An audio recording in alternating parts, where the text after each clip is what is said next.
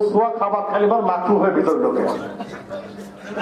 যদি মুখ বড় রাখেন ওই খাবার মুখ ধুয়ে খাবেন, মাকরু হয়ে ঢুকবে, হারাম খাওয়া হবে না। যত বুদ্ধি দেন না কেন মাপ পাবে কিছুতেই না, যুক্তি যাই দেই আমরা। এক লোক ঘুষ নেছে, অফিস থেকে ঘুষ নিয়ে বাজারে যা টাকা বদলাইছে, টাকা বদলায় বানিয়েছে, সে বলবে আমি ঘুষের টাকা বাড়ি নেবো না। ঘুষের টাকা সে বাড়ি নেয় নাই, ঘুষ যে টাকা দিয়েছিল সেই টাকা নিয়ে বাজার নিয়ে টাকা বদলাইছে, বদলায় বাড়ি নিয়ে গেছে। কাজ হবে? যত যুক্তি দেন না কেন, নিজের পক্ষের যুক্তি যাই দেন না কেন, বলছে না যে কোরআন শরীফে বলা আছে 82 জায়গায় নামাজ কায়েম করতে হবে, পড়তে বলা আছে কোন জায়গায়? যদি এক জায়গায় বলা থাকে তাহলে আপনি পড়বেন না? যদি এক জায়গায় বলা থাকে বলবেন তো, তাই না? হ্যাঁ, যদি এক জায়গায় বলা থাকে। তো কোরআন শরীফের এক জায়গায় বলা আছে নামাজ পড়ো, একটা সূরার মধ্যে আছে, সূরাটা খুব ছোট সূরা, সূরা কাউসার। সূরা কাউসারের মধ্যে খুব সুস্পষ্ট বলা আছে নামাজ পড়ো, কুরবানি করো। এখানে আবার কায়েম নাই। সূরা কাউসারের মধ্যে ইন্না আতাইনাকাল কাউসার ফাযল লিরাব্বিকা ওয়ানহার ইন্না শানিয়াকা হুয়াল আবতার। এটার একটা শানি নজুল আছে, সব সূরারই নাজিল হওয়ার একটা শানি নজুল আছে। সেইটা হচ্ছে পবিত্র মক্কা শরীফের যখন সংস্কার করা হয়, হযরত ইব্রাহিম আলাইহিস সালাম যখন সংস্কার করেন, তখন কিছু মালপত্র শর্ট পড়ে যায়, কিছু মালপত্র অভাব হয়ে যাওয়ার কারণে মক্কা আগের যে আদল ছিল সেই আদলের সবটুক ছাদ দেওয়া সম্ভব হয় না।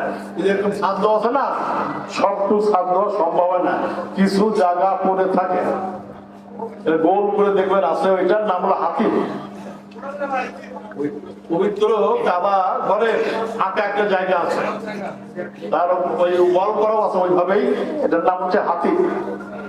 সেই হাতিমে বসে একদিন আমাদের নবী, প্রিয় নবী মুহাম্মদ সাল্লাল্লাহু আলাইহি ওয়াসাল্লাম বসে কিছুটা মন খারাপ করে কিছুটা চোখের পানি ফেলছিলেন, এই কারণে যে ওনার পুত্র সন্তানগুলো মারা যাচ্ছিল। এই জন্য সমাজের লোক তাকে বলতো যে বংশহীন লোক।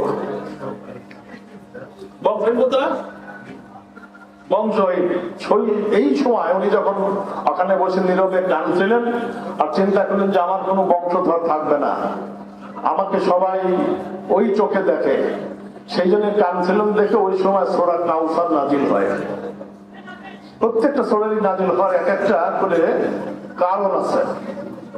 সেই সূরা কাউসার নাজিল হয়, তার মধ্যে এই কথাটা আছে যে নামাজ পড়ো, কুরবানি করো। আর তোমাদের যারা নির্বংশ বলছে তারাই নির্বংশ, তারাই নির্বংশ হবে। তোমাকে যারা নির্বংশ বলে, এটা সূরা কাউসারের একটা ব্যাখ্যা। এই ব্যাখ্যা আরো অনেক রকমের আছে, এক একটা ব্যাখ্যা পবিত্র গ্রন্থে পেলে। আপনি যদি কোনো কাজে মজা না পান, সেই কাজকে আপনি করতে চান। আর যদি কাজে মজা পান, যদি নামাজে মজা না পান, সেই নামাজকে আপনারা ওইভাবে করতে চান না, মজা পাচ্ছেন না। কোনো কাজে যদি মজা পান, দেখবেন যে চার দোকানে আড্ডা হয় না? আড্ডা হয় কেন?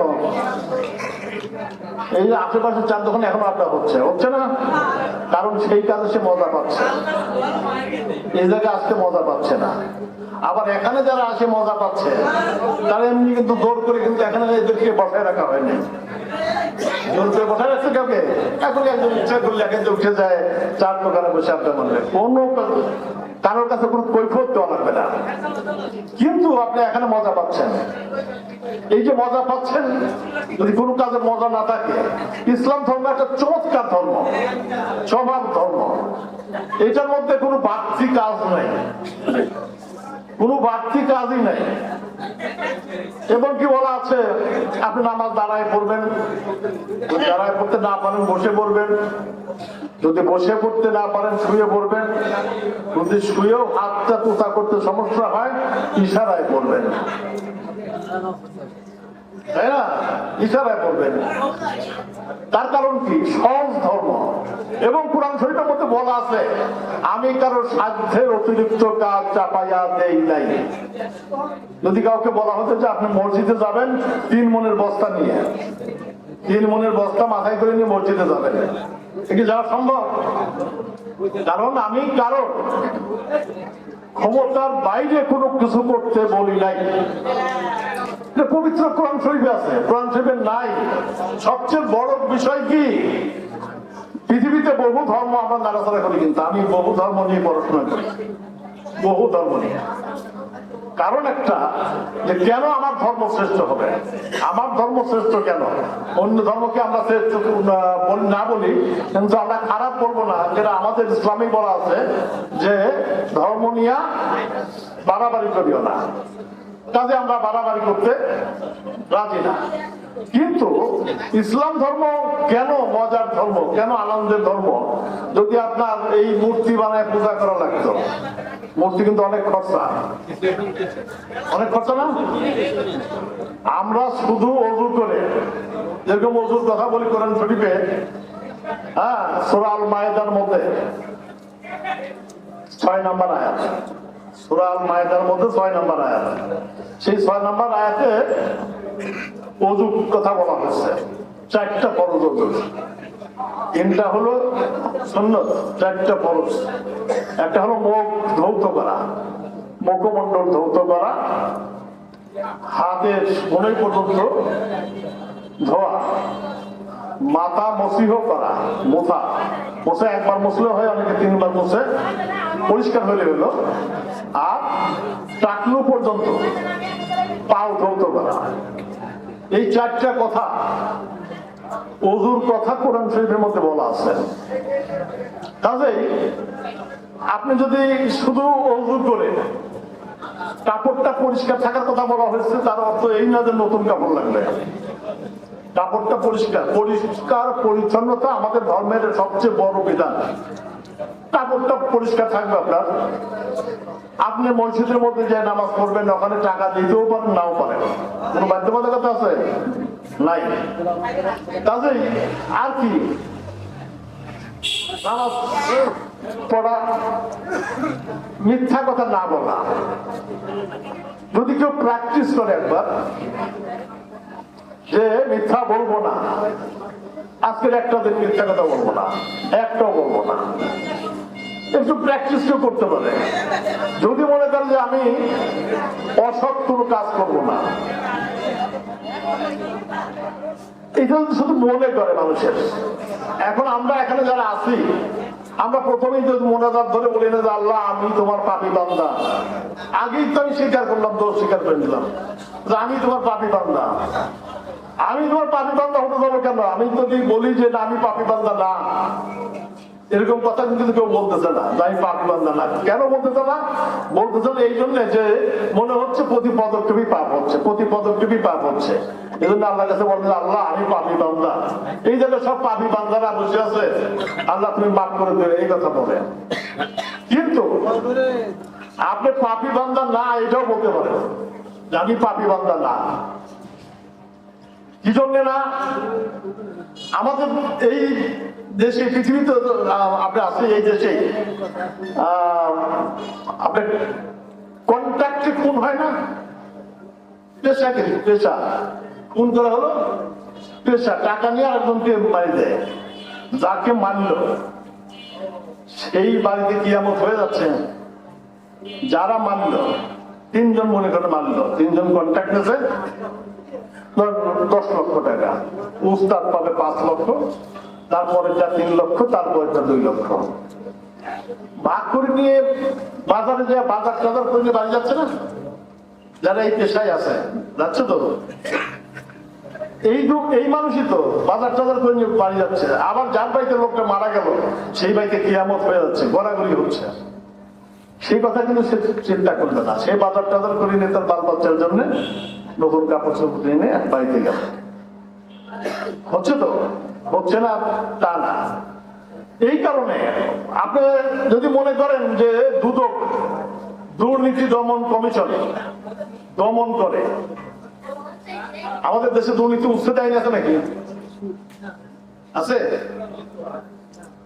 দুর্নীতি উচ্ছেদের কোনো আইন নেই। আমাদের দেশে বলা আছে মাদক দ্রব্য নিয়ন্ত্রণ আইন। মাদক দ্রব্য উচ্ছেদের কোনো আইন আছে নাকি? নাই। আইনি প্রথমিত পাক দুদক দমন করবে, অর্থাৎ আপনারা দুর্নীতি করেন কিন্তু কম করে করেন। এই আইনটা যদি বানাইতে পারত যে দুর্নীতি দমন না, দুর্নীতি উচ্ছেদ আইন, এই আইনটাই তো দেশে নাই। মাদক দ্রব্য নিয়ন্ত্রণ আইন, নিয়ন্ত্রণ করবেন, কম খাবেন, অল্প খাবেন। ভাবটা এরকম দেয় না, কোথাও ব্যাখ্যাটা তো এরকম দাঁড়ায়, কম খাবেন, অল্প খাবেন। আমরা কোটার সময় স্যার বলি যে স্যার ওই যে ইয়াবা পাইছে তো 10 পিস মাত্র, হ্যাঁ তো বলে তো 10 দিন থাক 10 দিন ভিতরে। তার অর্থ কি? আইনটাই তো বলা আছে নিয়ন্ত্রণ করে, নিয়ন্ত্রণ। এখন করছে 1 পিসের জন্য 1 দিন, 100 পিসে 100 দিন, 50 পিসে 50 দিন। যদিও বইটি নাই কিন্তু ম্যাজিস্ট্রেটরা নিয়ম বানায় গেছে 10টা। কারণ কি? কারণ হচ্ছে আইনের মধ্যে ফাঁক আছে। আমি যদি বলি ঢাকায় সেগুনবাগিচায় দুর্নীতি দমনের অফিস, এই যে মেটাল ডিটেকটিভ ডোর থাকে না, কোন বিশেষ জায়গায় গেলে একটা দরজার মতো থাকে, আপনার কাছে যদি কোনো মেটাল থাকে পু পু শব্দ হবে, পু পু করে শব্দ হবে। তো যদি ম্যান ডিটেকটিভ ডোর থাকতো, মানুষ ম্যান ডিটেকটিভ ডোর, তাহলে পরে দুদকের অফিসের সামনে ওই দরজা বসাইলে পরে যদি দুর্নীতিবাজ লোক হয় তাহলে এবার লাল লাইট জ্বলবে। এবারে একজনের বানানোর কাজ আছে ওখান থেকে? আমার কাছে মনে হয় একজনের বানানোর কাজ নেই। কেন নাই? এই যে বিগত যে চেয়ারম্যান ছিল দুদকের, তার বিচার শুরু হয়েছে। দুদকের যিনি চেয়ারম্যান, এলে সেই দেশে বসবাস করি আমরা, দুদকের চেয়ারম্যানের বিচার হচ্ছে, কারণ উনি দুর্নীতি করছিল। চেয়ারম্যান যদি দুর্নীতি করে তার পরের গুলা কি করছিল, তাই না? যদি চেয়ারম্যান দুর্নীতি করে তাহলে তার পরের গুলা কি করছিল? তাহলে আমরা এক কথায় বলতে পারি, জটিলতার মধ্যে না যাই, স্বাভাবিক থাকার চেষ্টা করেন। 200 কোটি 250 কোটি সেকেন্ড বাঁচবেন, প্রতিদিন 86,400 সেকেন্ড পার করে ফেলতেছেন, 86,400 সেকেন্ড পার করে ফেলতেছেন। এবং আমরা যেটা বলি সবসময় যে আপনি শুধু হাঁটতে চলতে, আপনি যে একটা কথা মনে করেন যে কোনো সম্পদ করে আসলে লাভ নাই, তবে 1000 বছর বাঁচলে পরে আমি এটা চেষ্টা করতাম, 1000 বছর বাঁচলে কিছু সম্পদ করার চেষ্টা করতাম। কারণ হচ্ছে আমি হিসাব করে দেখলাম, ছোটবেলায় আমাদের ওখানে বাজারের পাশে মিষ্টির দোকান অনেক, সেই মিষ্টির দোকান বোঝাই মিষ্টি, আমার পকেটে পয়সা নেই, খাইতে পারলাম না। পকেটে পয়সা না থাকার কারণে খাইতে পারলাম না। আর এখন হলো পকেট ভরা টাকা, আলমারি ভরা মিষ্টি খাওয়া নিষেধ।